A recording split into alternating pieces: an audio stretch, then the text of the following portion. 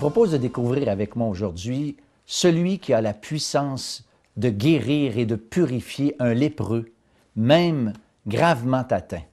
On lit ensemble juste 2 versets dans l'Évangile de Marc au chapitre 1er. Un lépreux vint à lui et se jetant à genoux, il lui dit d'un ton suppliant, « Si tu le veux, tu peux me rendre pur. » Jésus, ému de compassion, étendit la main, le toucha et dit, « Je le veux, sois pur. » La lèpre est une grave maladie de peau qui est souvent répugnante et qui éloigne les gens. D'ailleurs, ceux qui étaient atteints de cette maladie devaient se tenir à l'écart. Ils vivaient dans l'isolement. Imaginez cet homme exclu de la société, étant comme certain que personne ne pourrait jamais le guérir, sans espoir. Il était sans doute profondément découragé. Mais j'aime à imaginer l'espérance qui s'est manifestée dans ses yeux lorsqu'il a vu apparaître Jésus tout près de lui et qu'il avait cette intention de demander à Jésus de le guérir. J'aimerais vous faire découvrir ce Jésus à travers un peu, entre autres, cette prière qu'il a faite à Jésus, cette requête qu'il a faite à Jésus qui nous donne des renseignements intéressants à propos de celui que nous voulons, avec vous, découvrir aujourd'hui. La première chose dans la prière de cet homme, elle est fervente et sincère. Elle est littéralement un cri du plus profond de son cœur. Dieu écoute les prières qui viennent d'un cœur sincère. J'aime à penser que Dieu, lorsqu'il écoute une prière, ne lit pas sur les lèvres, mais lit dans le cœur. Lorsque nous prononçons des paroles, Dieu n'écoute pas nécessairement les mots qui sortent de nos bouches, mais littéralement, il lit ce qu'il y a dans nos cœurs. Et c'est exactement cette prière de ce lépreux que Jésus a pu entendre et éventuellement exaucer. Cette prière aussi de ce lépreux est empreinte d'un profond respect qui va jusqu'à se jeter littéralement à genoux devant le Seigneur Jésus. Ce que je pense que nous devons comprendre, c'est que ce lépreux considère Jésus comme étant parfaitement digne qu'il se prosterne devant lui. Cette prière aussi est, quant à moi, d'une très grande humilité, puisqu'il dit « si tu le veux ». Contrairement à ce que bien des gens pensent, Dieu ne nous doit rien. Et je pense que ce lépreux était aussi convaincu que Dieu, ou si vous voulez, que Jésus ne lui devait strictement rien.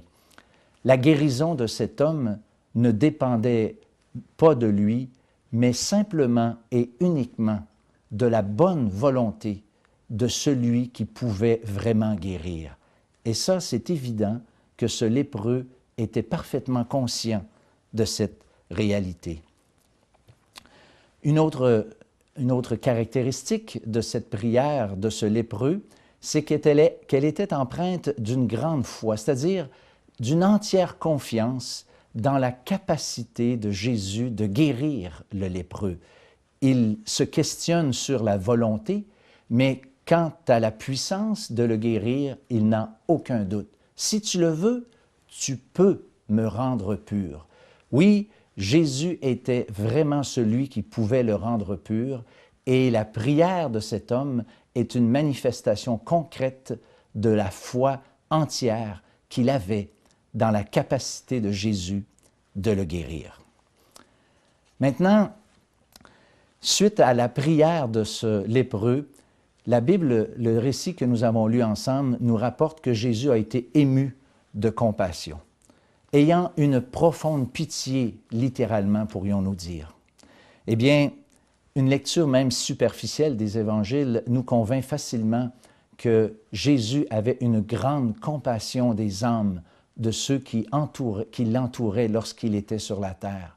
Et je peux vous dire, sans me tromper, que Jésus a aussi cette compassion envers chacun d'entre nous. Il connaît notre misère, il sait vraiment qui nous sommes et il s'intéresse. Jésus, rempli de cette compassion, touche littéralement cet homme qui était, on pourrait dire, intouchable, parce que cette maladie était souvent considérée comme étant contagieuse.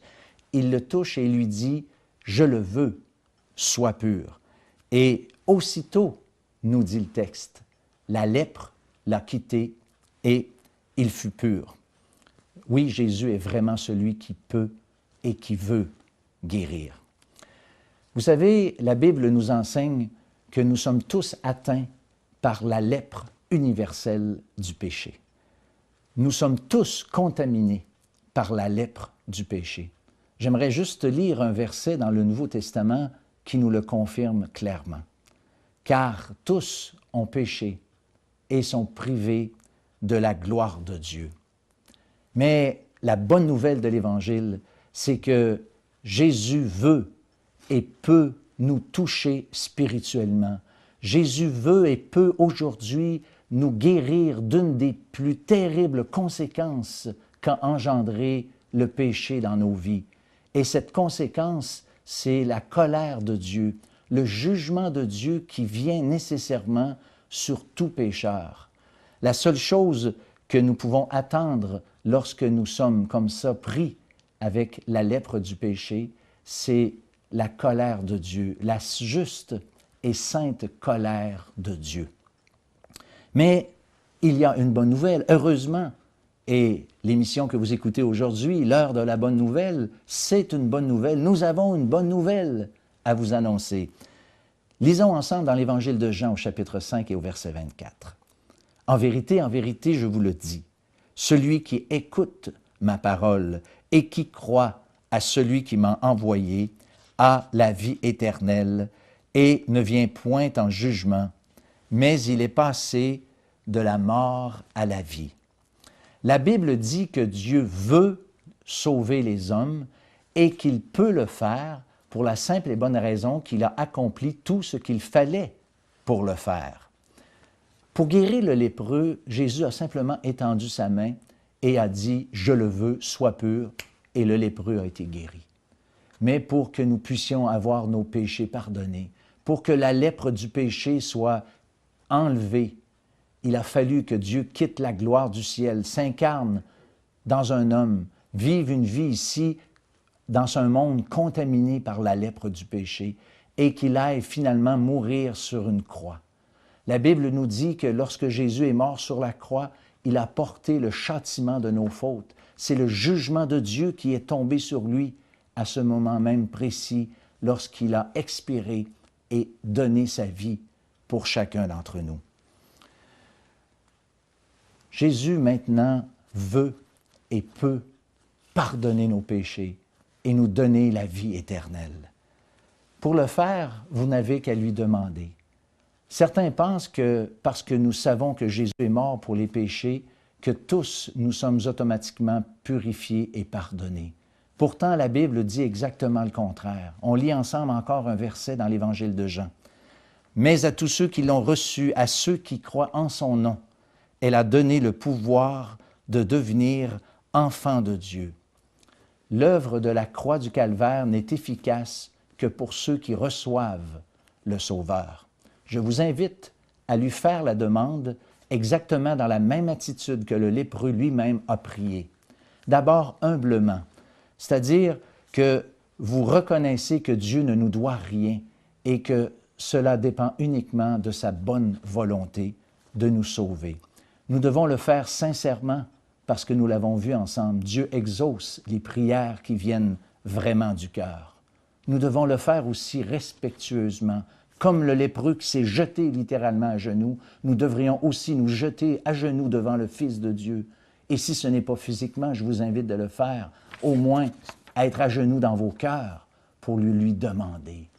Et finalement, nous devons aussi lui faire entièrement confiance qu'il peut, à cause de la mort du Christ en croix, pardonner nos péchés, nous donner et nous accorder la vie éternelle. Lui, Jésus, qui toucha l'intouchable, qui a guéri l'incurable, peut et veut aujourd'hui nous sauver, pardonner nos péchés et nous accorder la vie éternelle. demandez-le lui. Il le fera.